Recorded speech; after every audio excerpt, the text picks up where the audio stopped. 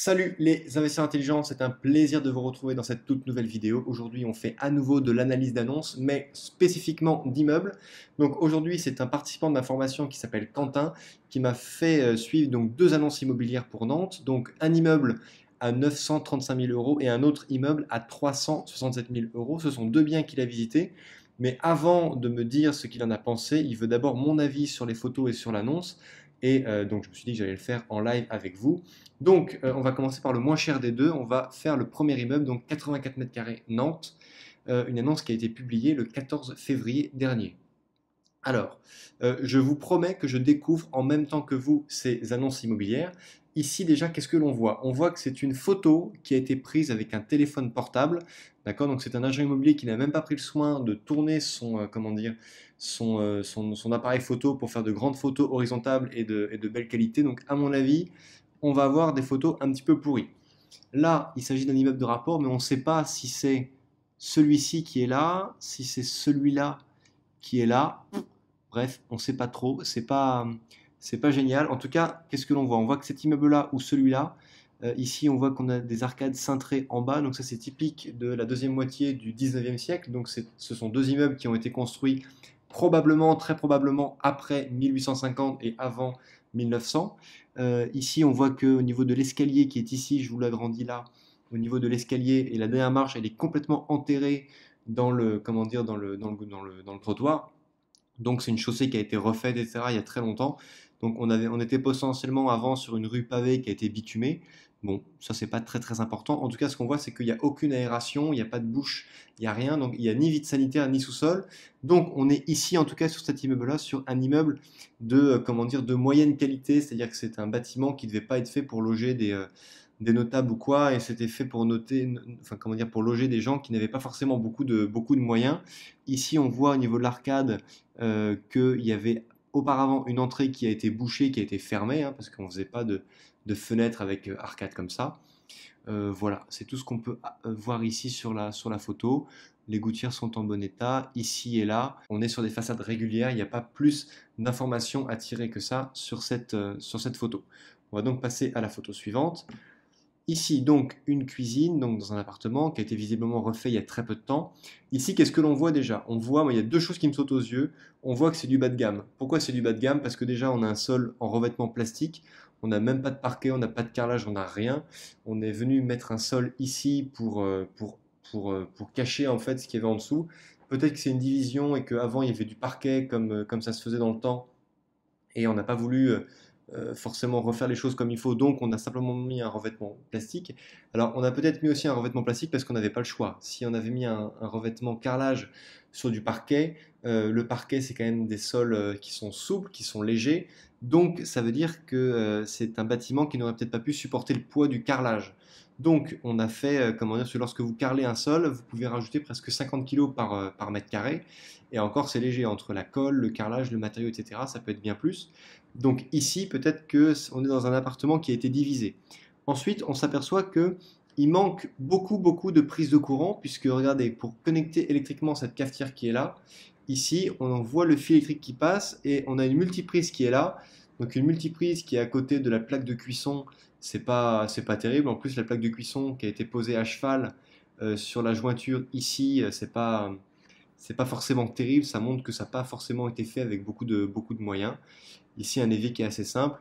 On voit aucune prise de courant, hein. Alors là, c'est vraiment un indice que je vous donne. Faites attention à ça parce que lorsqu'il n'y a pas de prise de courant sur une paillasse, alors que ici, regardez, il y a un grille-pain, une bouilloire, un four à micro-ondes et comment dire, une cafetière. Lorsque vous voulez brancher, par exemple, un batteur électrique ou un robot de cuisine, ça veut dire que vous devez débrancher des appareils pour en rebrancher d'autres. Donc le jour où vous rénovez des cuisines, vous devez mettre au minimum 6 prises de courant. 6 prises de courant, c'est pour une cuisine qui est juste toute simple, d'accord? Moi, je vous demande vraiment d'éviter de mettre des multiprises dans tous les sens. C'est des nids à poussière, c'est pas, enfin, ça montre pas que vous avez pensé à bien faire les choses, quoi. Voilà, tout simplement. Ici, bon, au niveau du mobilier, il n'y a rien à dire, sauf qu'on voit qu'au niveau du frigo et du lave-linge, c'est du premier prix, hein. C'est visiblement des meubles qui ont été fournis avec l'appartement pour que ça puisse être loué en meublé. Bon, voilà, il n'y a pas plus d'informations ici à délivrer. On va aller sur la photo suivante. Donc je dézoome et je passe à la suivante. Ici, on voit que bon, on voit une salle, une pièce de vie avec visiblement c'est l'autre côté de la cuisine puisque là on a un morceau du frigo et là on a un morceau du grille-pain. Bon bah c'est l'aménagement intérieur. Donc ça, est-ce que c'est le mobilier qu'a fourni le propriétaire ou est-ce que c'est le mobilier qu'a ramené le locataire? On ne sait pas trop, mais pas trop d'informations ici étant donné que le mur a l'air d'être en bon état. Ça a l'air d'être parfait. Ici, pareil, un sol plastique ou un, comment dire, un parquet flottant, on n'arrive pas trop à voir. Ça va être des choses à vérifier le jour de la visite. Ici, une salle de bain qui a été refaite assez bien. Moi, j'ai plutôt un bon coup d'œil au départ. Donc, on voit une cabine de douche qui a l'air d'avoir été posée sur un parquet plastique. Donc, voir la qualité du parquet plastique. Est-ce que c'est vraiment un parquet fait pour les salles de bain? Quoi qu'il arrive, pour les salles de bain, les WC, les salles d'eau, moi, je préconise que du carrelage, que du carrelage, que du carrelage, parce que le carrelage, il va traverser les décennies, alors que le parquet, on n'a pas de recul sur le parquet, les parquets, même salle de bain, hein, ça fait que 2-3 ans que ça existe, mais vraiment, moi, je vous préconise pas. Le carrelage, c'est bien plus, ça coûte juste un peu plus cher, mais ça tient 10 fois plus longtemps. Bon, ici, les WC, etc. J'ai pas trop de questions par rapport à ça. Il faudra se renseigner, savoir si c'est un chauffage collectif ou si c'est un ballon d'eau chaude qui est là. Mais ici, on est sur des portes coulissantes. C'est pas mal les portes coulissantes, mais ça demande quand même un petit peu d'entretien parce que vous avez des roulettes qui sont en bas ici et des roulettes qui sont là-haut. Très souvent, elles se dérèglent, elles se dévissent. C'est un petit peu un nid à bactéries dans les coins. Donc, bon, voilà. C'est pas l'idéal en termes d'hygiène, hein, ce genre de douche. Mais bon, ça fait le job, c'est pas très cher et ça permet d'avoir une salle de bain qui est vraiment good looking. Ensuite, donc là, on est visiblement dans un autre appartement avec, donc vous voyez, ça revient à ce que je vous disais tout à l'heure, hein. On est sur le même évier que dans l'autre cuisine. On n'a toujours qu'une seule prise électrique pour tout connecter. Donc là, ça veut dire que là, il va y avoir une prise qui va être connectée à une multiprise sur laquelle on va venir brancher tout le matériel de cuisine. C'est franchement pas préconisé. Surtout qu'en plus, lorsque vous avez une prise électrique comme ça, vous ne pouvez pas tirer beaucoup de puissance. Mais si le matin, vous avez l'habitude de brancher la machine à café, plus le grille-pain, plus je ne sais pas, ou le grille-pain et la bouilloire. Un grille-pain et une bouilloire, ça peut faire 2 kW chacun, donc on est sur du 4 kW pour une prise électrique, sachant que le maximum qu'on peut tirer, c'est 3,5 kg ou 3,8 kg. Ça veut tout simplement dire que soit ça va disjoncter, soit le fil va chauffer avec un risque d'incendie. Donc vous voyez, c'est franchement pas préconisé. Lorsqu'on est sur des prises électriques comme ça, je crois que la norme électrique, c'est d'avoir du 2,5 mm² de section de fil électrique. Faudrait voir sur les abacs quelle est la puissance électrique maximum qu'on peut passer sur cette section de fil. Mais bref, ici on a un sol plastique qui est bon, bah, qui montre une fois de plus qu'on est sur un appartement qui est un peu bas de gamme, mais quand même c'est mieux d'avoir mis le sol plastique là et puis le parquet flottant ici, c'est quand même mieux au niveau de l'étanchéité. Bon, à part ça, l'appartement est bien, hein, il a l'air d'être assez confortable, mais bon, on est encore sur des photos qui ont été prises à la verticale avec un téléphone portable. Ici, on voit au niveau de la poutre qu'il y a eu une isolation de fait, puisqu'il y a une différence d'épaisseur là. Donc, comment dire, c'est un bon indice pour vérifier un petit peu de la qualité énergétique de l'appartement et de l'immeuble en général. Ici, on a pareil, donc la deuxième salle de bain, pareil, on a opté ici pour une cabine de douche, un peu plus haut de gamme, puisque là, on a une cabine de douche avec des jets, etc. On est toujours sur des douches avec parois coulissantes. Bon, là on est sur un meuble lavabo premier prix. Voilà, à part ça, ça a l'air d'être bien fait. Donc toujours bien vérifier qu'il y a bien une VMC, que les prises de courant ne sont pas collées au point d'eau. Mais sinon, ça a l'air d'être bien fait. On est sur du revêtement plastique imitation bois. Bon, voilà, vraiment voir au niveau du sol s'il n'y a pas des moisissures, s'il n'y a pas eu des écoulements d'eau. Parce qu'avec ces revêtements plastiques et ces parquets, on peut vraiment faire du cache-misère. Donc on continue. Donc là, visiblement, c'est un appartement qui est tout en longueur. Donc il y a peut-être des travaux en cours parce que le fil électrique qui court ici, ça vient d'un prolongateur électrique. Ici sur la droite, on a un mur qui est lambrissé. Donc le lambris, moi je vous cache pas que j'aime pas trop parce que c'est un parfait cache-misère. S'il y a un mur en pierre avec derrière, je ne sais pas moi, de la mérule ou des champignons ou de l'humidité, ça peut se cacher parfaitement et rester planqué pendant une bonne dizaine d'années. Voilà, moi j'aime pas trop. Moi j'aime bien les vrais matériaux. Donc ça c'est pas pour moi le lambris. C'est fait pour cacher, pour rattraper un mur qui est pas droit. Donc bon, euh, il faudra voir. Ici on voit qu'il y a une sorte d'ouverture. Est-ce que c'est un placard? Il y a sûrement des indices à aller chercher, mais il n'y a pas beaucoup d'indices en tout cas sur la photo. Et la dernière photo, donc là visiblement c'est un escalier qui est dans un appartement, puisque si on voit qu'il y a une raquette de badminton, et bon voilà, donc il doit y avoir dans le lot de l'immeuble un appartement qui est en duplex. Voilà. pas d'autres informations ici, et c'est bon, on a fait le tour de toutes les photos. Donc maintenant, que nous dit le texte de l'annonce? Immeuble, 84 mètres carrés, Nantes, mise en place le 14 février dernier pour 367 000 euros. Exclusivité, Nantes, Cité des Congrès, spécial investisseur. Donc alors déjà, quand il y a marqué spécial investisseur, moi tout de suite, je me rétracte. Enfin, non, je me rétracte pas, mais comment dire, j'émets des réserves parce qu'il faut faire attention à ce qui est écrit. C'est fait pour attirer les investisseurs qui n'ont aucune préparation et qui s'intéressent, qui sont juste curieux. Si ça se trouve, ce bien-là n'est pas du tout un bon produit, il faut vraiment aller voir sur place. Ensemble de 3 appartements, 2 T1 bis plus un studio, faisant partie d'un petit collectif en très bon état et soumis au régime de la copropriété. Donc là, vous voyez, chers amis investisseurs, on a vraiment comment dire, une notion capitale ici, c'est que on va donc acheter ici dans cette annonce-là un lot d'appartements situés au sein d'une copropriété. Donc là, vraiment, ce que vous devez faire attention, c'est que si vous achetez un lot, donc admettons que là, apparemment, il y a 3 appartements.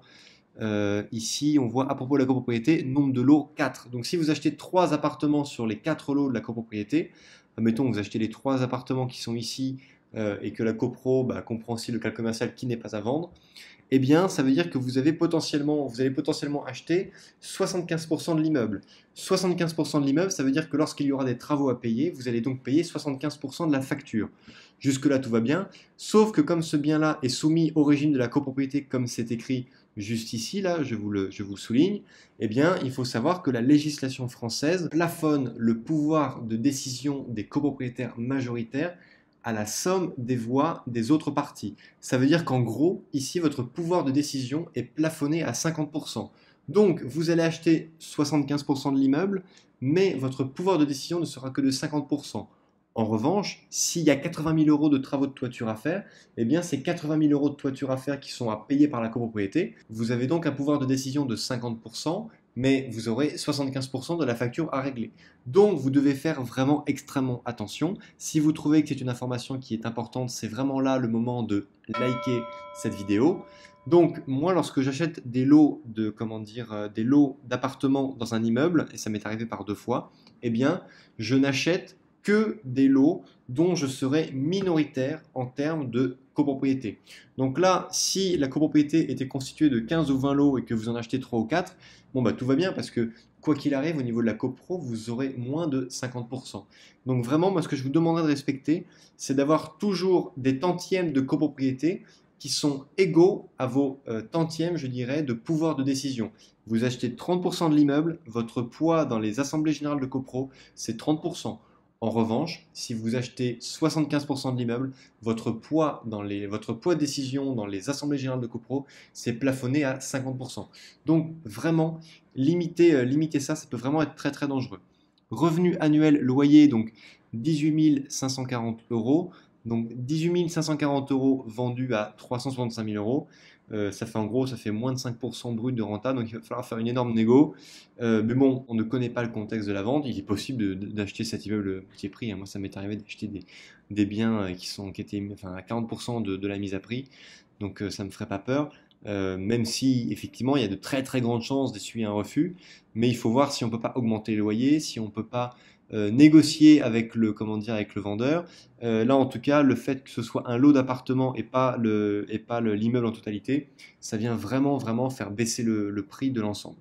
Donc voilà, moi ici, je trouve que c'est pas forcément l'agence immobilière m'a pas l'air top ici parce que très peu de descriptifs au niveau de l'annonce.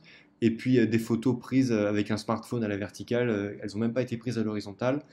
Moi, je connais des agents immobiliers à Marseille. Lorsqu'ils recrutent un nouvel agent dans leur agence, ils leur payent une formation pour apprendre à faire de belles photos parce qu'avec de belles photos, vous allez vendre beaucoup plus facilement. Et je trouve que c'est très intelligent de sa part parce que là, on voit qu'il prend des photos comme il prendrait des photos de sa bouilloire pour la mettre sur le bon coin, quoi. Donc c'est franchement pas terrible. Donc maintenant qu'on a analysé cette annonce-là, on va aller voir la deuxième annonce. Donc là, on est sur un immeuble complètement différent. On est sur un prix presque le million d'euros. Donc immeuble 269 mètres carrés à Nantes. Ici, on lira le texte après.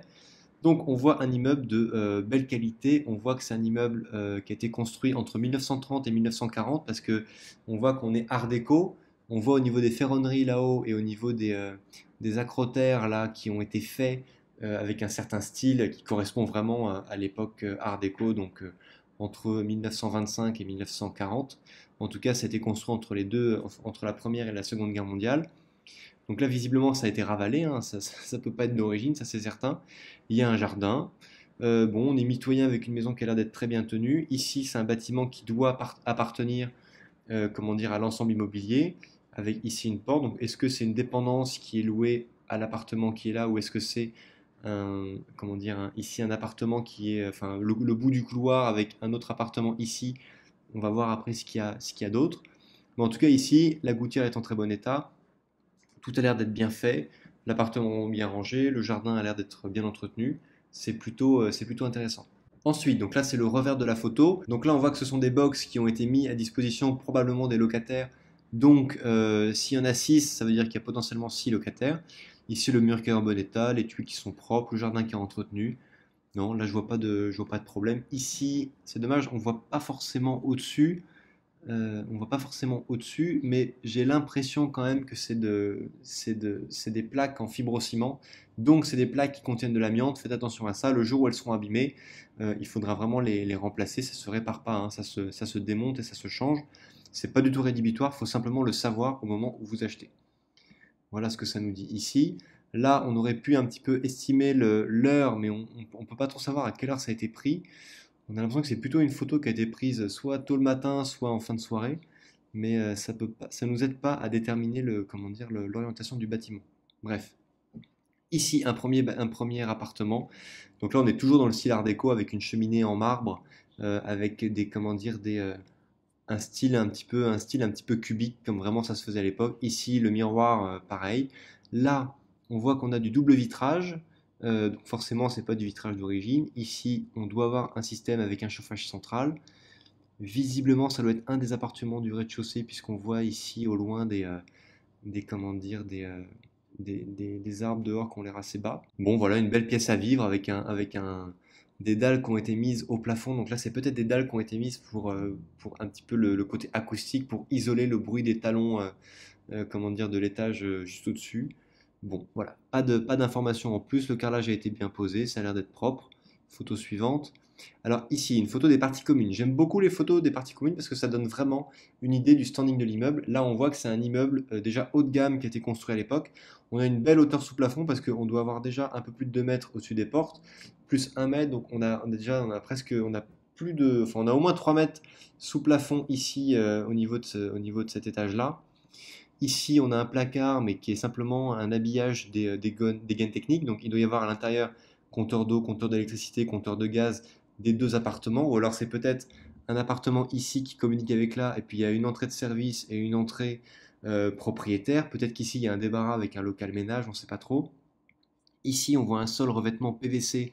Alors là-dedans, vous pouvez être certain qu'il y a de l'amiante, avec également de la colle en dessous qui revêt également de l'amiante. Bon, là, une petite ampoule qui pendouille, ça coûte rien de mettre ici une applique bien mieux.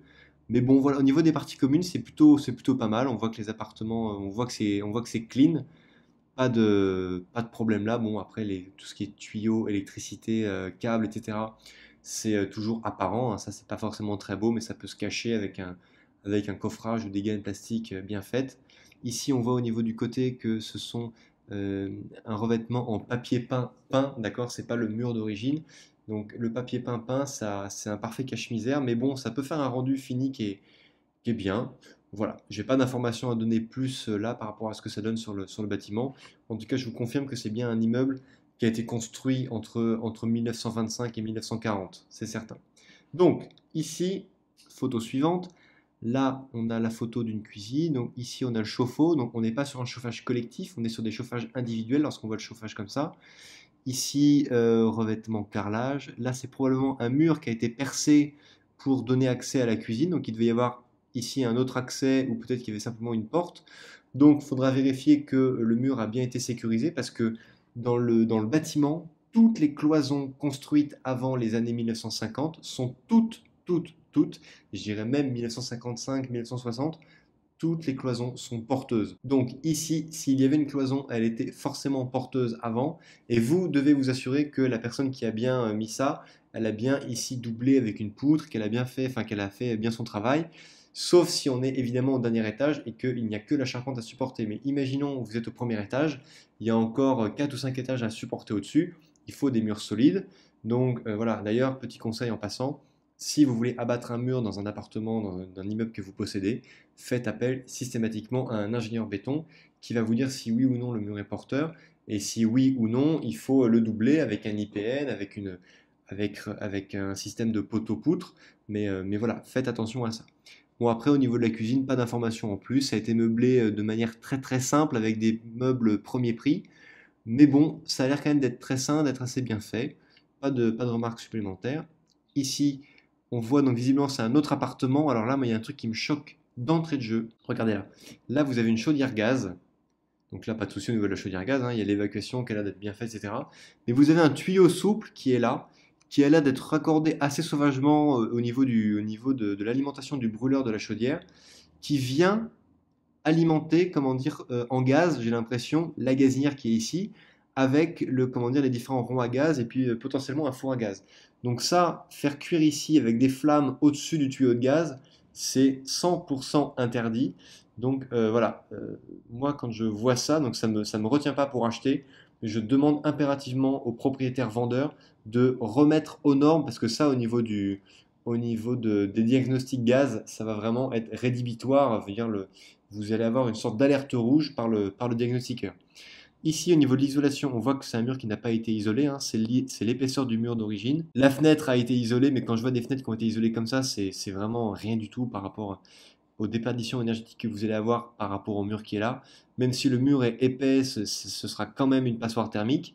Bon, voilà. Ici, j'ai pas forcément de remarques en plus à dire. Là, il y a eu de l'humidité. Donc là, vous voyez, ici, vous avez une marque qui est abîmée. Donc ça veut dire qu'en fait, la fenêtre qui est là a été posée sur l'ancien cadre de fenêtre. Donc les cadres de fenêtres d'avant supportaient des fenêtres en bois en simple vitrage qui étaient légères. On est venu greffer une double fenêtre PVC beaucoup plus lourde que la fenêtre d'origine. Donc le cadre en bois n'est sûrement pas. Donc ça, voilà, ça m'énerve à chaque fois que je vois ça parce que vous avez vraiment des personnes qui font de la rénovation de bâtiments et qui vous mettent des fenêtres neuves très lourdes sur des châssis très anciens qui n'étaient pas du tout conçus pour porter des fenêtres très lourdes. Donc si vous refaites des fenêtres, vous demandez à l'artisan qu'il enlève également le cadre de fenêtre qui est ensailli dans la maçonnerie et vous refaites faire une vraie maçonnerie autour. Ça coûte certes plus cher, mais franchement, c'est beaucoup mieux fait parce que là, vous allez avoir des infiltrations, des rentrées d'eau, comment dire, même des passages d'air autour de la fenêtre. Donc, à quoi ça sert de mettre des fenêtres qui isolent bien si tout le reste n'est pas isolé, quoi. C'est vraiment ridicule. Voilà tout pour ce que j'ai à dire sur cet immeuble, donc cet appartement qui est vraiment vieillot, hein. Là, on voit que c'est un carrelage qui a été repeint. Ça a été repeint. À quoi on voit ça? Parce que le carrelage est rouge et avoir des joints rouges, ça n'existe pas, d'accord? Les joints, c'est blanc, soit c'est noir, soit c'est gris, mais c'est jamais coloré, quoi. Donc, on continue, photo suivante. Donc là, c'est le vis-à-vis. Donc ça n'est pas une corde à linge, c'est bien des lignes électriques ou téléphoniques. J'ai quand même l'impression que c'est plutôt des lignes électriques parce que c'est sur un poteau, on voit pas. Non, mais ça, ouais, c'est l'électrique, hein, parce qu'ici, on voit qu'il y a pareil, c'est du poteau ciment. Quand c'est du téléphonique, c'est du poteau bois. Donc, bon, voilà, ici, hein, il y a pas grand-chose à dire de plus. On a l'air dans un quartier résidentiel qui a l'air très calme, bien entretenu, bien tranquille. Voilà, pas de remarques en plus. La vue du dernier étage a l'air très sympa. Ici, on voit que c'est la cour qui donne sur le terrain avec la toiture ici. Donc là, vous voyez, confirmation, hein, c'est bien du fibrociment. Ici, une belle vue sur la ville de Nantes probablement. Et puis ici, alors je ne connais pas cette ville, donc je ne sais pas si c'est une rivière ou un fleuve, bref. Mais voilà, ça a l'air d'être un quartier vraiment très sympathique. Ici, donc, on a fait le tour de la photo. On va retourner voir dans le texte de l'annonce, voir ce qui est écrit. Donc, immeuble 269 mètres carrés, Nantes, 935 000 euros. GES, ça n'est pas dit, etc. Honoraire, oui. Donc, immeuble Nantes, 269 mètres carrés. Seulement chez Agence Directe. Donc, ok, donc il n'y a que eux qui vendent. Nantes-Sainte-Anne, immeuble de rapport de caractère composé de 7 logements pour 269 mètres carrés. L'immeuble comprend 5 T2, un type 3 et un studio. Les appartements sont tous loués. Loyer annuel 37 230 euros. Donc là, vraiment, de 37 000 euros à 935 000 euros. On est à moins de 3% de rendement. Donc je pense que que cet immeuble-là va rester très très très longtemps à la vente. Bref, le bien est également composé d'une belle parcelle et de 9 caveaux, idéalement situé sur la butte Sainte-Anne avec une vue très dégagée. Rendez-vous sur notre site internet Agence Directe. Ok, bon, bah là, il n'y a pas de. Là, il n'y a pas de. Bon, ok, là, il n'y a pas de détails supplémentaires. On est sur un bien, voilà, prix hors honoraire. Donc là, on est sur un vendeur qui vend l'immeuble. Il n'est pas du tout pressé de vendre. Il a complètement refait l'immeuble, etc. Il veut, comment dire, il veut potentiellement de ça, enfin, vendre ça à une personne qui a beaucoup d'argent, je sais pas moi. Ça, pour moi, c'est un bien qui est destiné à une personne qui n'y connaît rien à l'investissement, parce que c'est pas quelque chose qui va prendre tant de valeur que ça dans le temps. Il vendra ce bien-là à ce prix-là potentiellement s'il le vend à la découpe lot par lot, mais clairement, soit c'est l'agence immobilière qui a mal fait son travail ou quoi, mais le bien n'est pas du tout intéressant en l'état. Parce que là, enfin, moi honnêtement, hein, moi j'achète des biens immobiliers à 10, 11, 12, 13% de rentabilité. Donc imaginez un petit peu 13% de rentabilité sur la base de 37 230 euros. Ça veut dire en gros qu'il faut que je l'achète dans les 300 000 euros. 300 000 euros de 900, enfin, le vendeur va tomber de haut. Donc à voir, mais quand même, on peut faire la proposition, hein, moi, ça m'est pas arrivé de faire de négociations aussi belles que ça, mais j'ai déjà rencontré des gens qui avaient eu des biens à 250 000 euros alors qu'ils étaient annoncés à 750, hein, ça arrive. Et plus vous allez faire de visites, plus vous allez faire de propositions, plus vous allez créer votre opportunité une fois de plus vous allez arriver à décrocher des pépites. Donc n'hésitez pas à, comment dire, faire des visites, faire des propositions et vous allez trouver des pépites immobilières. Voilà, chers amis investisseurs, cette vidéo est terminée. Je vous remercie de l'avoir suivi en totalité. Je vous dis à très bientôt dans une prochaine vidéo. Ciao!